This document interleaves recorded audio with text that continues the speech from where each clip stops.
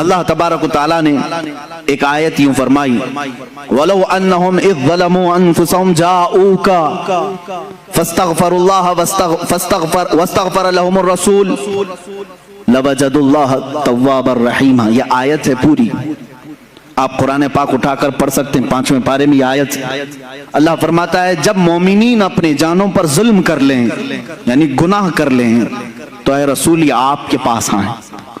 قرآن میں ہے جاؤکا، یہ لفظ ہے قرآن میں، یہ مومنین کیا کریں؟ اے رسول آپ کے پاس آئیں، اللہ سے اپنے گناہوں کی بخشش طلب کریں۔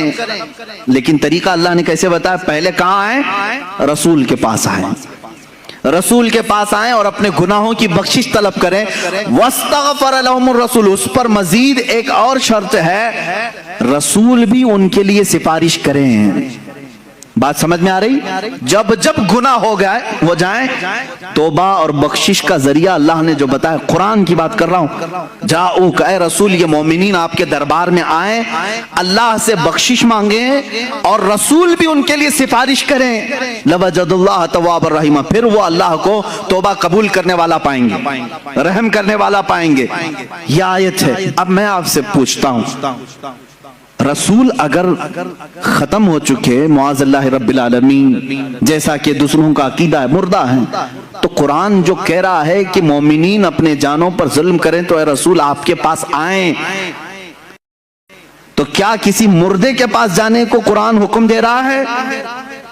اب اس کے جواب میں وہ یہ لوگ کہتے ہیں نہیں، یہ رسول کی زندگی میں آیت آئی تھی، رسول کی زندگی میں یہ آیت آئی تھی، اور جو اس وقت گناہ کر رہے تھے ان کو حکم تھا کہ وہ رسول کے پاس آئیں، رسول ان کی سفارش کریں گے تو اللہ ان کی توبہ قبول کرے گا۔ میں ان سے کہتا ہوں میرے عزیز، پھر ہمارا کیا قصور ہے؟ قرآن کیا اسی زمانے کے لیے اترا تھا یا قیامت تک کے لیے آیا ہے؟ قرآن کب تک کے لیے ہے؟ قیامت تک کے لیے۔ میرے عزیز قرآن کی آیت صبح قیامت تک کے لیے ہے، یہ صرف اس زمانے کے مسلمانوں کے لیے آیت نہیں آئی، صبح قیامت تک کے مومنوں کے لیے آیت آئی ہے کہ اگر تم میں سے کسی سے گناہ ہو جائے تو تم کہاں جاؤ؟ کہاں جاؤ گے؟ رسول کے پاس۔ یہ آپ کھل کر کے بولو، ڈرو مت کہ کیسے جائیں گے، ویزا لگے گا کہ نہیں لگے، میں بتاتا ہوں، اس پر بھی میں آتا ہوں، لیکن قرآن کی بات ہے۔ اللہ نے کیا فرمایا؟ اگر گناہ ہو جائیں تو تم کہاں جاؤ؟ پھر ڈر ہے آپ کو؟ کہاں جائیں؟ رسول کے پاس جائیں۔ اب رسول کے پاس جانے کے بعد دو کام ہیں آپ کے، ایک آپ کی طرف سے، ایک رسول کی طرف سے۔ آپ اللہ کی بارگاہ میں توبہ کریں گے، رسول آپ کی سفارش کریں گے، تب آپ کی توبہ قبول ہوگی۔ اب آپ سوال آتا ہے، ہر ایک کی طاقت نہیں سفر کرنے کی، کیسے جائیں مدینے؟ ٹکٹ مہنگا ہے، اب تو لاک ڈاؤن میں ویزا بھی نہیں لگتا ہے، تو کیا اللہ تبارک تعالیٰ کسی بندے کو اس کی طاقت سے زیادہ کا حکم دے گا؟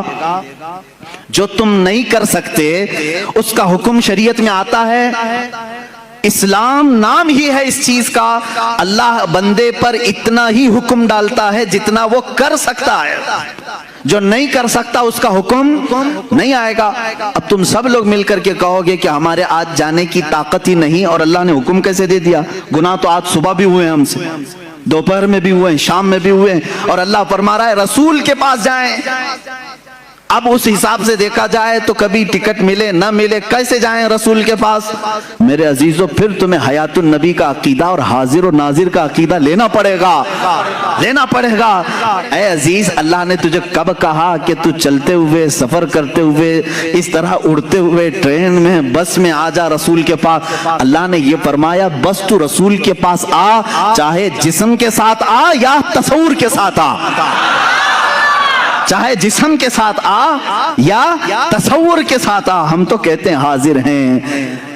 حضور پاک صلی اللہ تعالیٰ علیہ وسلم کی بارگاہ میں جب ہم کھڑے ہوتے ہیں تو یہ کہتے ہیں حاضر ہیں در دولت پہ گدا، سرکار توجہ فرمائیں۔ تم جہاں سے کہو گے سرکار سنتے ہیں۔ تو حاضری ہو گئی۔ یہاں ابھی آنکھ بند کر لیا آپ نے، ملا باڑے کی مسجد میں بیٹھے ہیں، گناہوں سے توبہ کرنی ہے، قرآن کی آیت پر عمل کرنا ہے ہم کو۔ اللہ نے فرمایا رسول کے پاس جانے کا حکم اللہ نے کیا۔